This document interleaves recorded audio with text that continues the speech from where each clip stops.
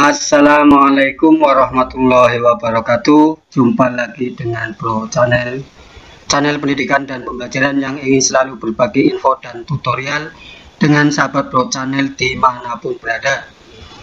Oke, pada kesempatan kali ini Bro Channel akan membahas prediksi soal dalam rangka persiapan tes mengikuti tes P3K atau CPNS tahun 2021. Nah, soal ini dipersembahkan untuk guru honorer yang ingin mengikuti tes P3K ini. Dan soal yang akan dibahas adalah kompetensi teknis yang berkenaan dengan pedagogik atau keguruan. Jadi, soal ini khusus untuk Bapak dan Ibu guru yang sedang mempersiapkan mengikuti tes P3K atau CPNS tahun 2021. Oke, sebelum kita sampai pada pokok bahasan, silakan subscribe bagi sahabat Bro Channel yang baru bergabung. Kemudian jangan lupa klik pada like dan share ya, serta beri komentar yang bersifat membangun untuk perbaikan channel ini ke depan. Soal pertama, nah di sini ada kompetensi, ada capaian pembelajaran, ada indikator esensial. Nah, kompetensinya menilai dan mengevaluasi pembelajaran. Kemudian capaian pembelajaran melaksanakan penilaian otentik holistik yang mencakup ranah sikap, pengetahuan, dan keterampilan. Sedangkan indikator esensialnya adalah dengan mencermati RPP dan proses pembelajaran, peserta dapat memberikan pilihan jenis penilaian otentik holistik terhadap aspek keterampilan. Soalnya, pada akhir pembelajaran, siswa diminta untuk mendemonstrasikan tugas belajar yang diberikan guru dengan tujuan agar siswa tersebut mengaplikasikan kemampuan keterampilan yang dimilikinya dan guru dapat menilai kompetensinya. Instrumen yang dapat dipilih oleh guru untuk merekam hasil belajar yaitu A. Daftar cek atau checklist, B. Benar salah, true, false, C. Pilihan ganda, multiple choice, D. Menjodohkan atau matching, E. Jawaban bebas atau completion test. Nah, kita lihat kunci jawabannya. Kunci jawaban yang tepat adalah yang A, daftar cek atau checklist. Nah, di sini pembahasannya penilaian kinerja sering disebut sebagai penilaian unjuk kerja atau performance assessment. Bentuk penilaian ini digunakan untuk mengukur struktur kemampuan belajar serta peserta didik berdasarkan hasil kerja dari suatu tugas. Pada penilaian kinerja, peserta didik diminta untuk mendemonstrasikan tugas belajar tertentu dengan maksud agar peserta didik mengaplikasikan pengetahuan dan keterampilan yang dimilikinya. Nah, instrumen yang dapat digunakan untuk merekam hasil belajar pada penilaian kerja ini antara lain adalah daftar cek atau checklist, kemudian ada catatan anekdot, narasi, kemudian skala penilaian atau rating scale. Nah, di sini yang ada adalah yang A, daftar cek. Ini yang benar. Jadi jawaban yang benar adalah daftar cek. Oke, kita lanjut pada soal nomor 2. Kompetensi pedagogik, capaian pembelajaran, menetapkan materi, proses, sumber, media, penilaian, dan evaluasi pembelajaran matematika. Nah, ini untuk guru matematika. Di sini indikatornya menentukan materi yang sesuai dengan indikator yang ditentukan. Kemudian menentukan media yang sesuai dengan indikator, menentukan evaluasi yang sesuai dengan indikator. Pertanyaannya, satu indikator dari suatu kompetensi dasar pada pembelajaran geometri adalah menjelaskan panjang sisi suatu segitiga berdasarkan kesebangunan dua segitiga. Materi yang paling sesuai untuk mencapai indikator tersebut adalah A.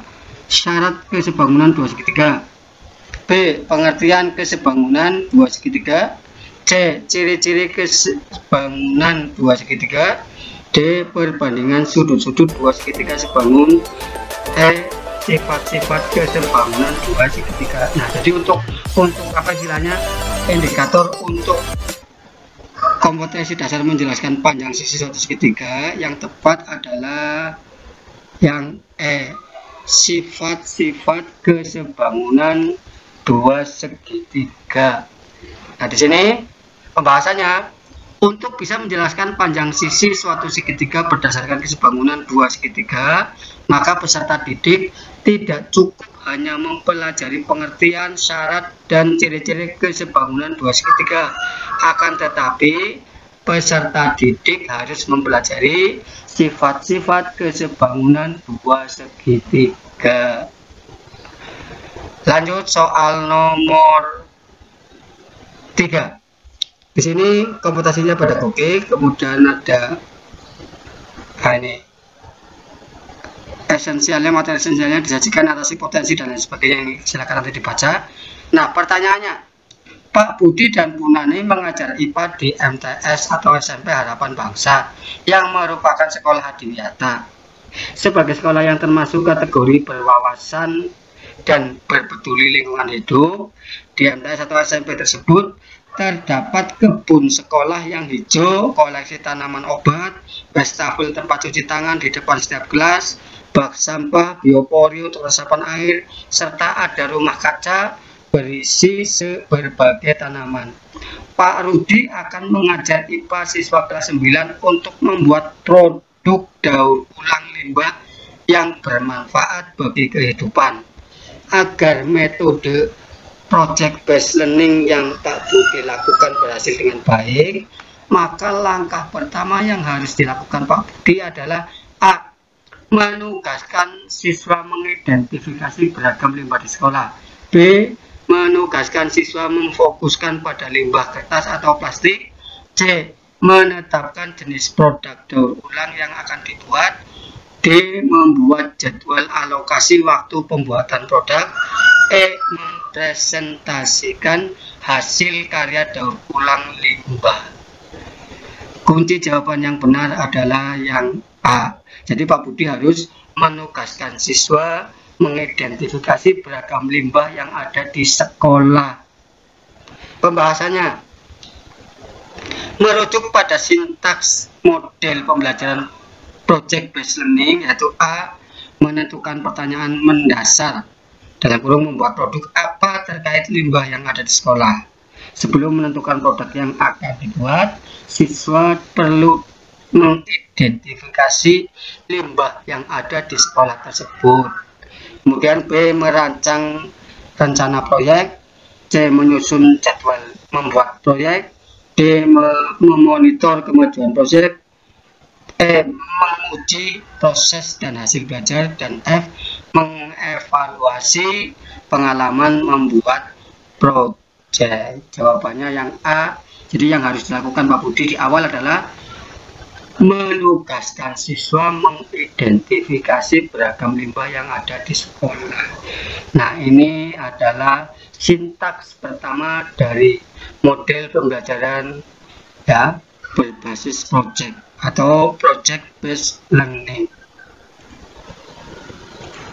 Lanjut ke soal nomor 4. Pedagogik. Capaian belajar merencanakan pembelajaran yang mendidik sesuai dengan karakteristik mata pelajaran bahasa Indonesia. Ini untuk guru bahasa Indonesia ya. Serta konteks dan karakteristik siswa. Indikator esensial menetapkan rumusan langkah pembelajaran menulis yang sesuai. Soalnya, dalam suatu kegiatan pembelajaran bahasa Indonesia, peserta didik mencermati topik yang menarik dan berada dalam konteks lingkungan sekolahnya. Ia kemudian mendata hal-hal yang perlu diketahui, kemudian mencari dan mengumpulkan informasi melalui observasi, wawancara, dan telaah pustaka, serta kemudian menuangkannya dalam laporan yang sudah disepakati. Setelah selesai, kemudian menyajikan secara lisan di depan kelas. Pembelajaran menulis ini menggunakan pendekatan A. Inquiry, B. Scientific, C. Discovery, D. Berbasis project, E. Berbasis masalah.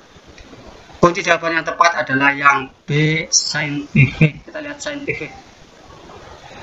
Rumusan langkah pembelajaran mewujudkan pada pemilihan pendekatan atau metode pembelajaran yang mengacu pada Permendikbud nomor 22 tahun 2016 tentang standar proses pendidikan dasar dan menengah, yaitu pendekatan saintifik Metode discovery, inquiry, pembelajaran berbasis masalah. Nah, jawabannya yang B, scientific, ini meliputi mengamati, menanya, mengeksplorasi, mengasosiasi, dan mengkomunikasi. Itu sintaknya, jadi dari mengamati, menanya, mengeksplorasi, mengasosiasi, dan mengkomunikasi.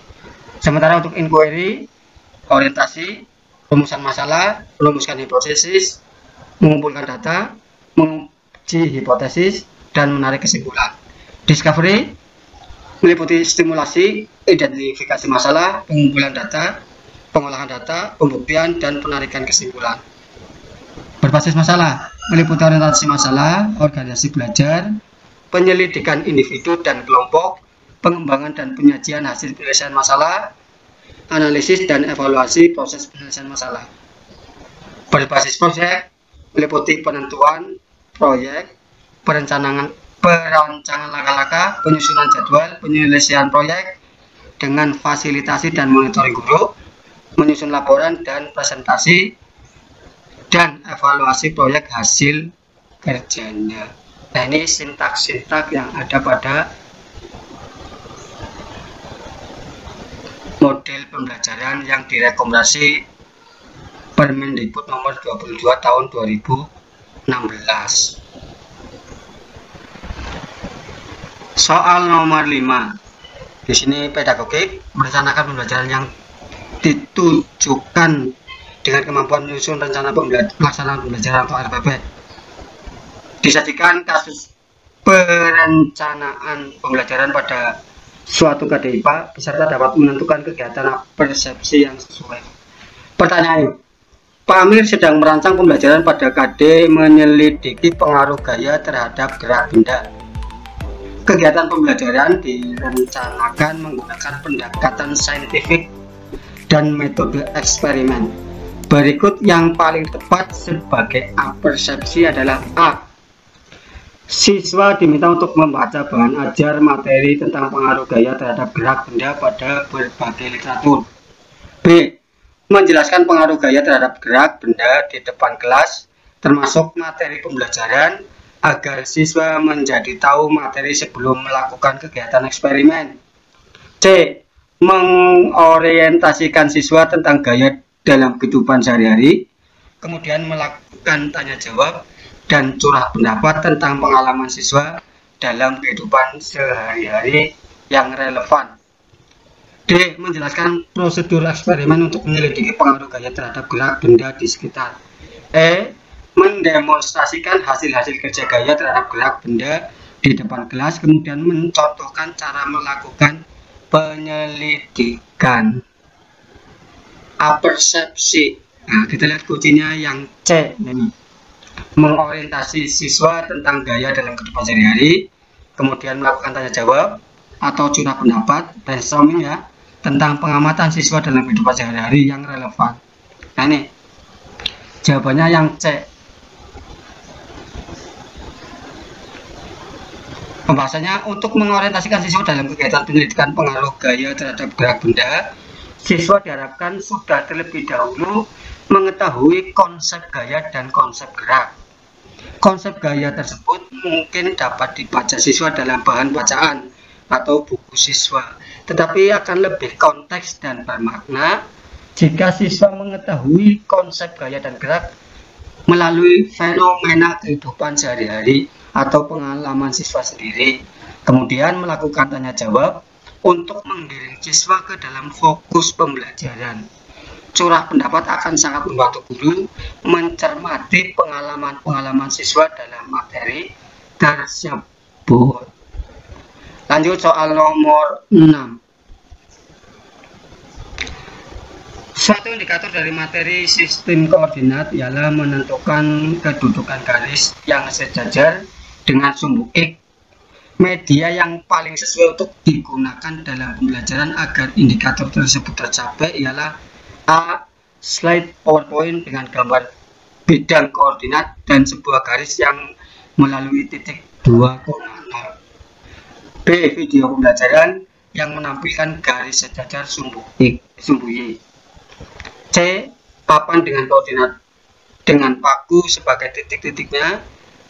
serta sebuah benang dengan posisi tegak lurus terhadap sumbu Y. D. Lembar kerja terstruktur tentang tempat kedudukan titik pada tingkat koordinat. E. Kertas manila yang terdapat gambar bidang koordinat serta sebuah garis yang melalui titik 0,5 dan 3,6. Jawaban yang tepat adalah yang D. Jadi menggunakan lembar kerja terstruktur sehingga anak bisa menghubungkan antara titik yang satu dengan titik yang lain. Nah, jadi D. Nah, pembahasannya sesuai dengan prinsip pembelajaran matematika berdasarkan kurikulum 2013 bahwa pembelajaran itu harus bisa membawa peserta didik dari diberitahu ke mencari tahu tentang sesuatu. Jawaban D adalah jawaban yang paling tepat karena dengan media tersebut peserta didik diharapkan bisa mencari tentang kedudukan garis yang sejajar dengan sumbu X. Soal nomor 7. Kompetensi pedagogik, capaian pembelajaran merencanakan pembelajaran yang mendidik sesuai dengan karakteristik mata pelajaran bahasa Indonesia serta konteks dan karakteristik siswa. Indikator menetapkan media yang sesuai. Soalnya sekarang, seorang guru bahasa Indonesia SMP akan mengajarkan kompetensi dasar 3.7, mengidentifikasi informasi dari teks laporan hasil observasi berupa buku pengetahuan yang dibaca atau diperdengarkan. Media yang paling sesuai untuk mencapai kompetensi dasar tersebut adalah media A. Audio dan atau audiovisual. B. Visual dan atau cetak. C. Audiovisual dan atau visual. D. Audio dan atau IT. E. Non cetak dan atau cetak. Audio itu berarti kan dengan suara ya. Audiovisual berarti suara dan gambar atau video. Kita lihat jawabannya. Jawaban yang tepat adalah audiovisual dan atau visual. Nah, ini visual itu berarti bisa dilihat ya, dibaca, diraba. Kemudian kalau audio itu hanya didengar, berarti diakses melalui pendengaran. Audiovisual ini berarti dapat dilihat dan dapat didengar, contohnya video. Media berbasis IT ini dari mikroprosesor, dari komputer, dari laptop, atau mungkin dari handphone ya. Nah, di sini media yang paling tepat adalah yang C, audiovisual dan atau visual. Ini untuk menerangkan kompetensi dasar dari 3.7. Lanjut soal nomor 8, kompetensi pedagogik, capaian pembelajaran, merencanakan pembelajaran yang mendidik sesuai dengan karakteristik mata pelajaran bahasa Indonesia. Yang tadi sudah ya, nomor 8 ya. Sekarang nomor 9-nya.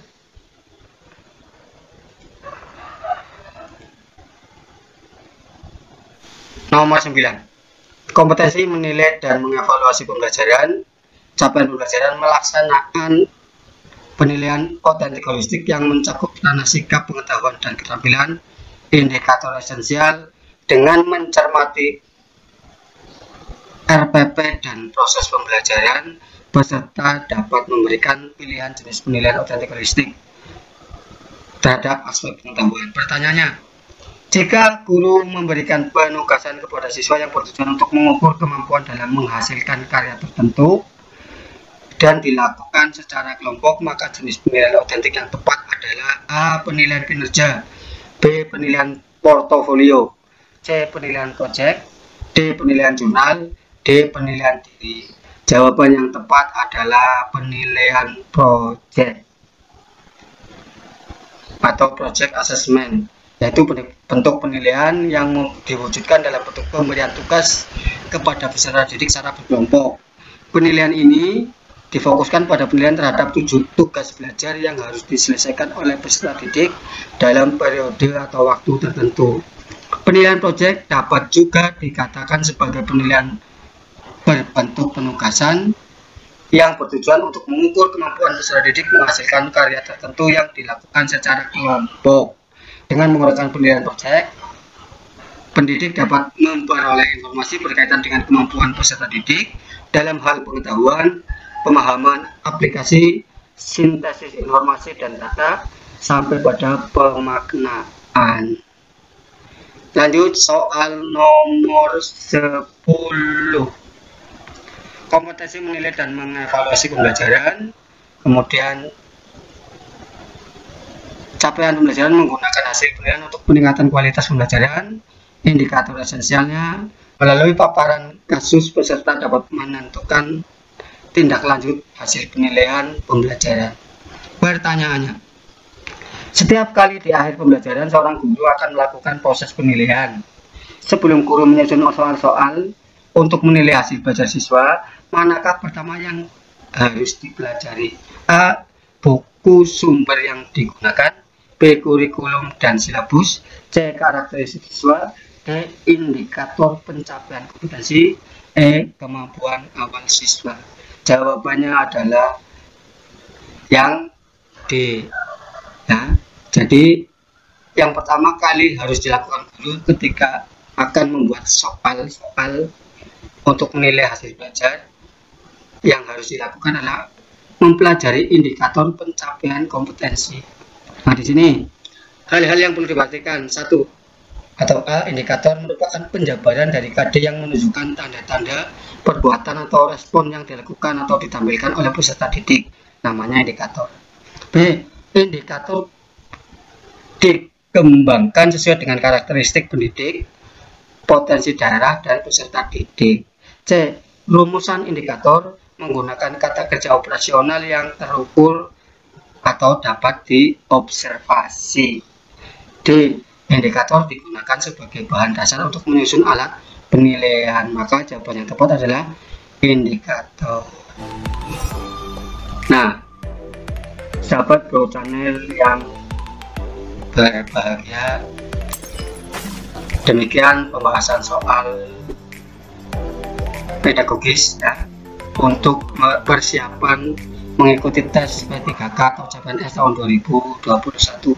Semoga bermanfaat ya, dan dapat dimanfaatkan sehingga akan membantu dalam mengerjakan soal-soal tes tersebut. Demikian saja, kurang lebihnya mohon maaf. Wabillahi taufik wal hidayah. Wassalamualaikum warahmatullahi wabarakatuh.